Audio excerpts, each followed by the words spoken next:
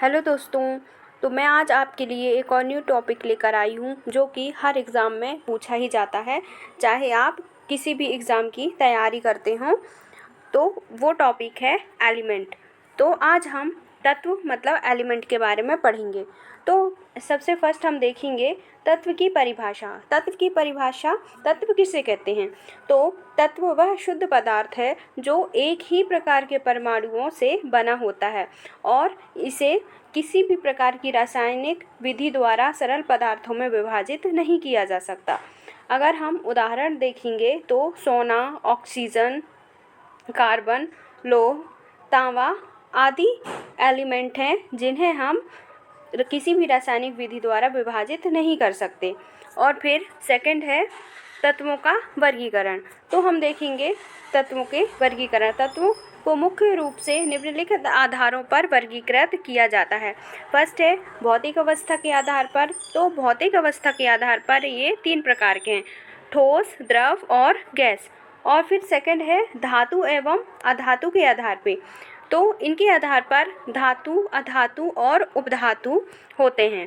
फिर थर्ड है आवृत्ति सारणी में स्थिति के आधार पर विभाजित करते हैं। तो प्रतिनिधि तत्व मतलब कि एस ब्लॉक और पी ब्लॉक। और फिर संक्रमण तत्व मतलब कि डी ब्लॉक और लैंथेनाइट एंड एक्टिनाइट मतलब कि एफ ब्लॉक के तत्व हो गए। और फिर फोर्थ है प्रकृति के आधार पर, जैसे प्राकृतिक तत्व हो गए, तथा कृत्रिम मतलब कि मानव निर्मित जो भी एलिमेंट हैं वो हो गए। फिर हम देखेंगे तत्व के प्रकार कि तत्व के कौन कौन से प्रकार हैं। फर्स्ट है धातु, सेकंड अधातु, थर्ड है उपधातु। तो हम देखेंगे अधातु के बारे में। इधर फर्स्ट कर लीजिएगा, इधर पे सेकंड, इधर थर्ड। तो फर्स्ट है वे तत्व धातु, वे तत्व जो समानतः ठोस अवस्था में होते हैं और चमकदार होते हैं, ऊष्मा और विद्युत के अच्छे चालक होते हैं तथा आघातवर्त और तन्य होते हैं। आघातवर्त मतलब जैसे सोना होता है, उसको हम इतना पीट पीट के एकदम पतली चादर बना सकते हैं, उसमें ऐसा गुण पाया जाता है। तो अगर हम एग्जाम्पल की बात करें तो लौह, सेकंड है लोहे का यूज़ हम किस किस चीज़ों में करते हैं? तो बर्तन बनाने में और मशीनों में यूज़ करते हैं। फिर सेकंड है तांबा मतलब कि कॉपर, यह बिजली के तारों में यूज़ होता है, इसे हम विद्युत का अच्छा सुचालक भी मानते हैं।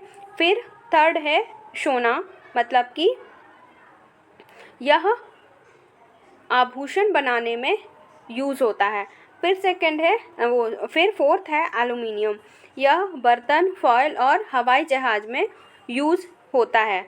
और फिर सेकंड है अधातु मतलब कि नॉन मेटल। तो नॉन मेटल क्या होते हैं? वे पदार्थ जो ठोस, द्रव या गैस अवस्था में होते हैं, जिनमें चमक नहीं पाई जाती, मतलब ये जितने भी धातु हैं वो चमक विहीन होते हैं। ये ऊष्मा और विद्युत के कुचालक होते हैं तथा भंगुर होते हैं। भंगुर मतलब कि जैसे बहुत ही ज़्यादा थोड़ी सी ही टच में एकदम चूर चूर हो जाते हैं, वे अधातु कहलाते हैं।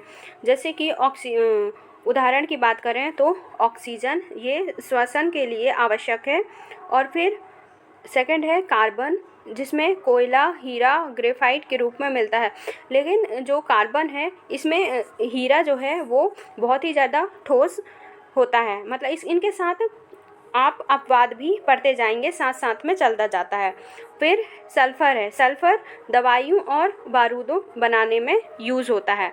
फिर नेक्स्ट देखेंगे क्लोरीन, क्लोरीन पानी को शुद्ध बनाने में उपयोग होता है। फिर नेक्स्ट है उपधातु मतलब मेटलॉइड। तो वे तत्व जिनके गुण धातुओं और अधातुओं के मध्य होते हैं, मतलब इन दोनों के थोड़ा अधातु भी होता है, थोड़ा धातु, दोनों मिक्सअप रहते हैं, वे उपधातु कहलाते हैं। और ये ऊष्मा के और विद्युत के अर्धचालक होते हैं, मतलब इन्हें सेमीकंडक्टर भी कहते हैं। अगर हम एग्जाम्पल की बात करें तो सिलिकॉन इलेक्ट्रॉनिक चिप और सौर सेल में यूज़ होता है। फिर नेक्स्ट है जर्मेनियम, जर्मेनियम ट्रांजिस्टर और डिटेक्टर में यूज़ होता है। फिर नेक्स्ट है आर्सेनिक। आर्सेनिक अर्धचालक के रूप में उपयोग होता है। और फिर एंटीमनी मिश्र धातु और अर्धचालक के रूप में यूज़ होता है। फिर अब हम नेक्स्ट टॉपिक देखेंगे यौगिक मतलब कि कंपाउंड के बारे में। तो यौगिक क्या होता है? यौगिक की परिभाषा, जब दो या दो से अधिक तत्व निश्चित अनुपात में रासायनिक संयोज या संयोजन के द्वारा मिलकर एक नया शुद्ध पदार्थ या तो फिर कोई भी पदार्थ बनाते हैं तो उसे यौगिक कहते हैं। जैसे कि अगर हम एग्जाम्पल से देखें तो जल किन किन चीज़ों से मिलकर बना होता है? इसमें हाइड्रोजन और ऑक्सीजन, ये दोनों जब एक दूसरे से मिलते हैं तो वाटर का निर्माण होता है। फिर नेक्स्ट है sodium chloride. Sodium N plus chlorine, ये दोनों जब मिलते हैं तब सोडियम क्लोराइड बनता है। फिर नेक्स्ट है कार्बन डाइऑक्साइड। इसमें कार्बन प्लस ऑक्सीजन मिलके कार्बन डाइऑक्साइड बनाते हैं। फिर हम यौगिक की विशेषताएं देखेंगे। यौगिक दो या दो से अधिक तत्वों के रसायन संयोज से बनते हैं। और फिर सेकंड है यौगिकों में तत्व निश्चित अनुपात में मिलते हैं। थर्ड है यौगिक के गुण उनके अवयवी तत्वों के गुणों से भी भिन्न होते हैं। और फोर्थ है यौगिकों को रासायनिक विधियों द्वारा ही उनके अवयवी तत्वों में विभाजित किया जा सकता है। मतलब इन्हें सिर्फ और सिर्फ रासायनिक विधियों द्वारा ही विभाजित किया जा सकता है। फिर फिफ्थ है यौगिक शुद्ध होते हैं तथा उनका संगठन निश्चित होता है। मतलब एक निश्चित रेशियो होता है कि ये कोई भी एलिमेंट, जैसे कि हम वाटर बनता है तो इसमें 2 मॉलिक्यूल हाइड्रोजन के रहता है और 1 मॉलिक्यूल ऑक्सीजन का मिलके बनता है वाटर। इसी प्रकार से इनका जो संगठन है वो निश्चित रहता है और यौगिकों का गलनांक, क्वथनांक आदि निश्चित होता है। और फिर नेक्स्ट देखेंगे हम यौगिक के प्रकार। तो यौगिक को मुख्य रूप से 2 प्रकार में बांटा गया है। फर्स्ट है अकार्बनिक यौगिक मतलब इनऑर्गेनिक कंपाउंड्स। सेकंड है कार्बनिक यौगिक मतलब ऑर्गेनिक कंपाउंड। तो हम देखेंगे फर्स्ट अकार्बनिक यौगिक के बारे में। वे यौगिक जो मुख्य रूप से कार्बन और हाइड्रोजन को छोड़कर अन्य सभी तत्वों से बने होते हैं, वे अकार्बनिक यौगिक कहलाते हैं।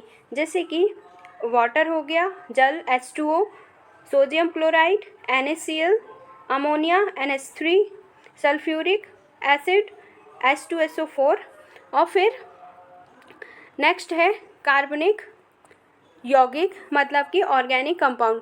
तो ये क्या होता है? वे यौगिक जिनमें कार्बन और हाइड्रोजन मुख्य रूप से उपस्थित होते हैं। इनऑर्गेनिक में कार्बन और हाइड्रोजन नहीं पाया जाता और कार्बनिक में हाइड्रोजन और कार्बन मुख्य रूप से होते हैं और साथ में अन्य भी तत्व हो सकते हैं। तो ये मिलके कार्बनिक यौगिक कहलाते हैं। एग्जाम्पल की बात करें तो हम methane CH4, ethanol C2H5OH and glucose C6H12O6, acetic acid CH3COOH।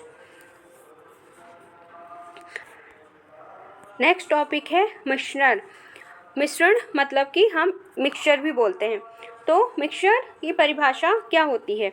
जब 2 या 2 से अधिक पदार्थों को बिना रासायनिक अभिक्रिया के मिलाया जाता है ताकि प्रत्येक पदार्थ अपने गुण बनाए रखें, तो इस प्रकार प्राप्त पदार्थ को हम मिश्रण कहते हैं। इसमें अगर हम उदाहरण की बात करें तो जैसे हम नमक और पानी का घोल बनाते हैं, वो एक प्रकार से मिश्रण हो गया। तेल और पानी का घोल बनाते हैं, पानी में तेल डालते हैं और मिक्सअप करते हैं, वो भी एक प्रकार से मिश्रण हो गया। रेत और लोहे के बुरादे को हम मिक्स करते हैं एक साथ, तो वो मिश्रण हो गया। नॉर्मल अपन दाल चावल मिक्स करते हैं तो वो भी एक प्रकार से मिश्रण हो गया। मिश्रण की परिभाषा देखेंगे। मिश्रण में मिले पदार्थों के गुण बने रहते हैं। और सेकंड है मिश्रण के घटकों का अनुपात निश्चित नहीं होता, यह बदल सकता है।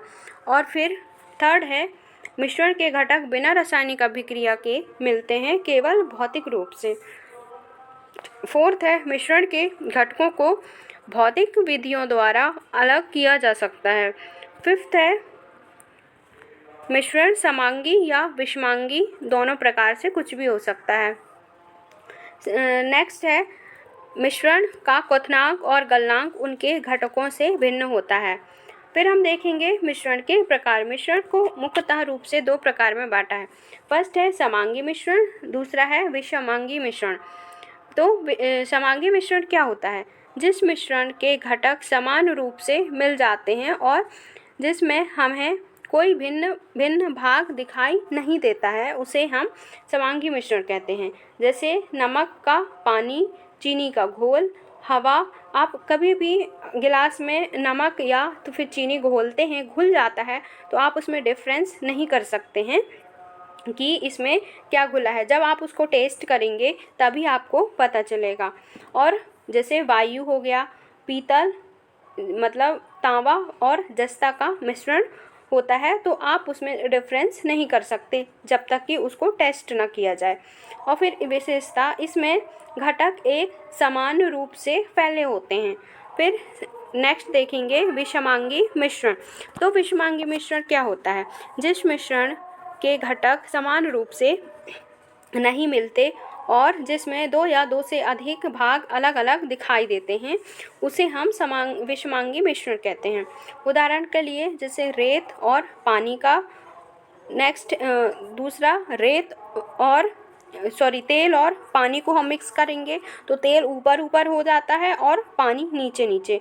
सलाद जिसमें हम बहुत सारी प्रकार की सब्जियां काटते हैं तो उसमें हम आसानी से पहचान सकते हैं कि ये अलग अलग चीज़ें हैं।